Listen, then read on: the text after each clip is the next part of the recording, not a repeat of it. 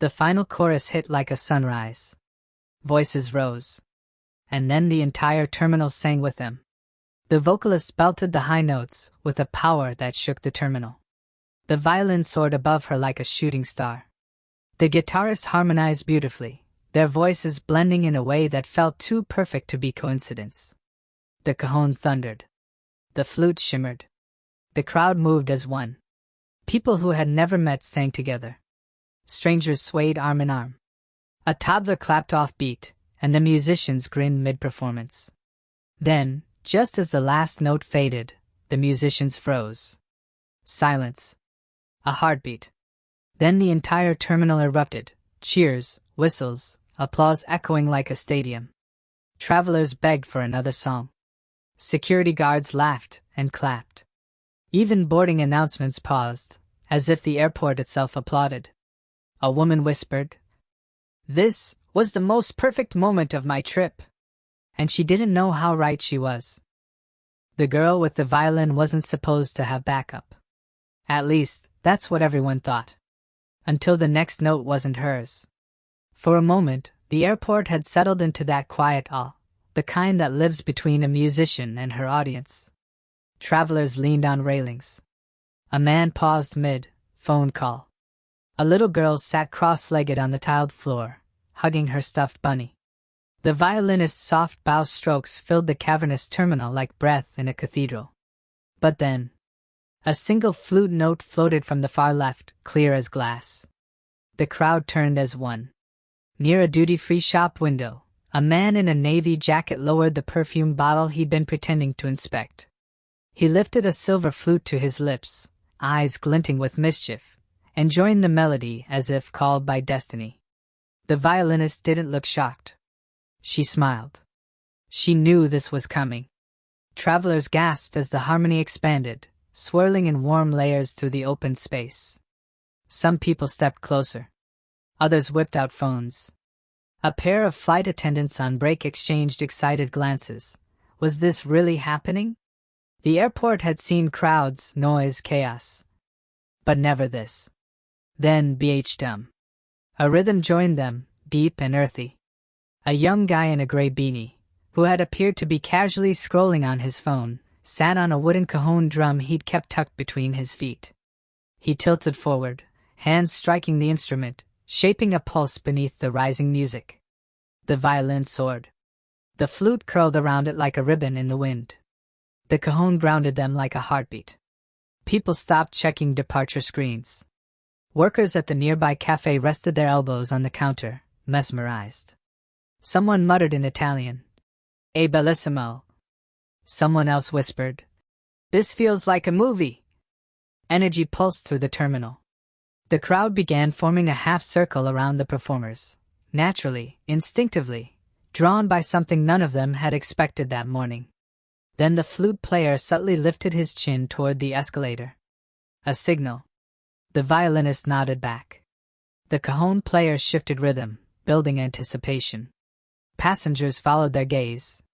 At first, nothing happened, just the smooth hum of the escalator and a stream of travelers coming down with rolling suitcases and backpacks. But the musicians kept playing, eyes sparkling with the secret they carried.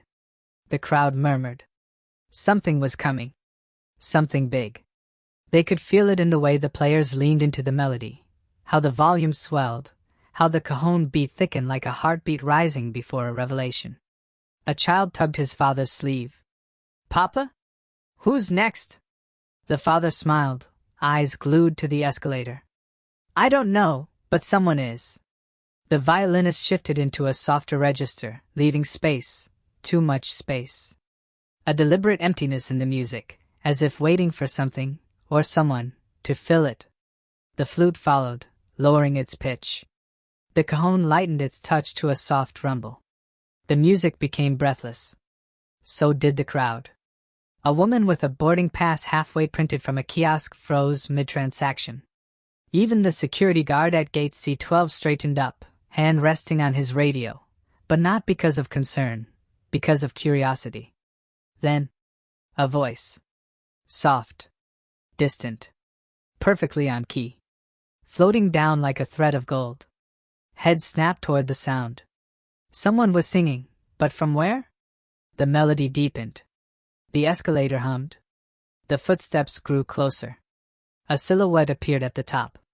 A woman in a long brown coat, coffee cup in hand, walking down like an ordinary traveler, except for the voice pouring from her lips with effortless grace.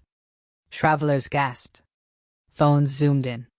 Someone whispered, "No way." She stepped off the escalator. Her voice lifted, warm and rich, slicing through the terminal like sunlight cutting fog. The musicians smiled. They had been waiting for her. The crowd's excited chatter turned to silence. Even the airport announcements felt like they paused. The moment had changed. This wasn't a random performance anymore. This was planned. This was art.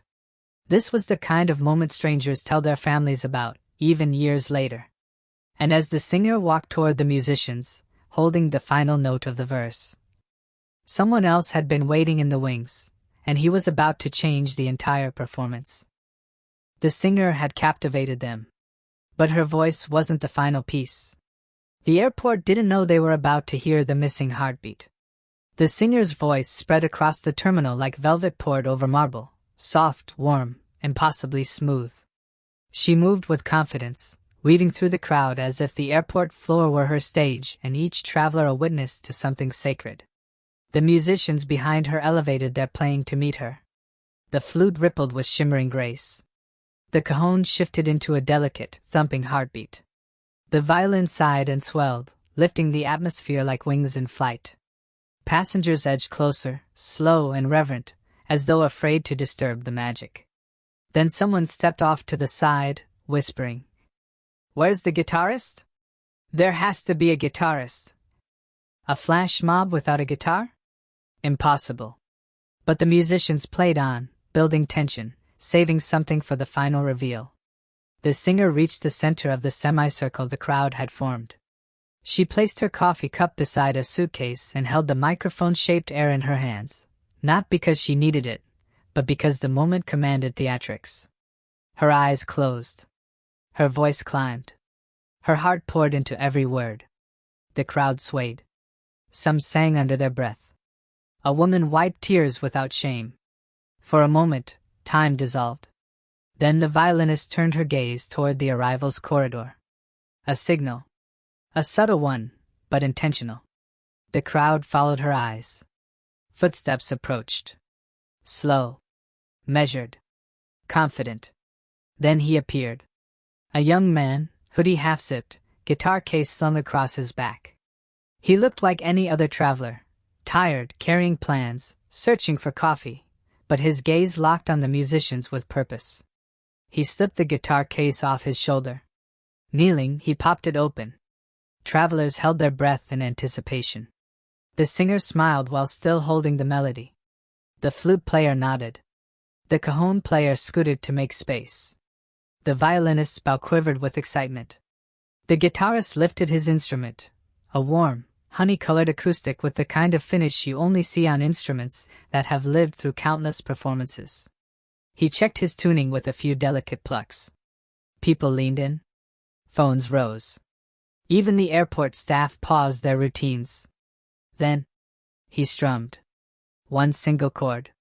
And the entire airport felt it. Warm. Bright. Full. Like someone had lit a flame inside the terminal. The melody snapped into place as though it had been incomplete until that moment. The guitar threaded through the music with a rhythmic richness the crowd didn't even realize they'd been missing. The singer didn't miss a beat. She stepped closer to him, timing her breath with the rise of the guitar. Their energies clicked instantly, electric and effortless. The guitarist nodded. The singer responded with a small, grateful smile. The music began to swell again. The cajón beat deepened. The violin climbed into its upper register. The flute danced around them like a breeze carrying petals.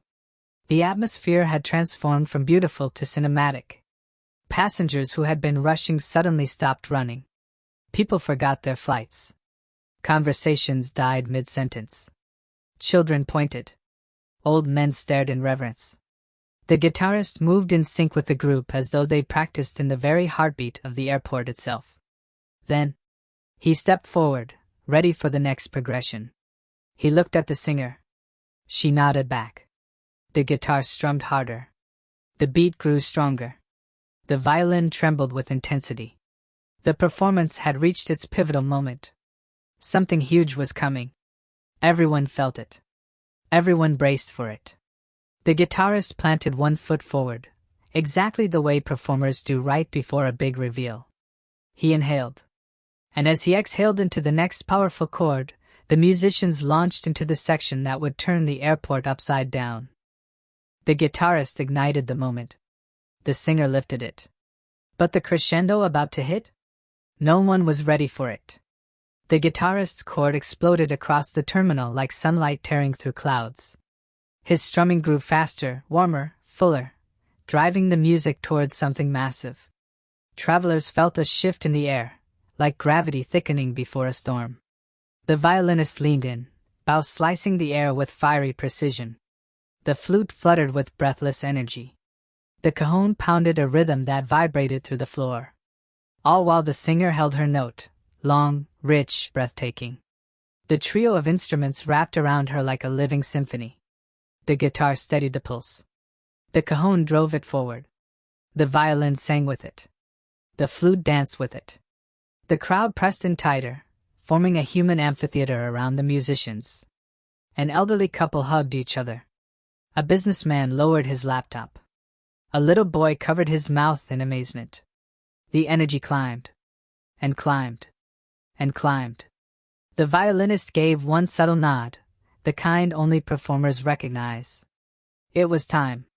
The guitarist stepped closer to the singer.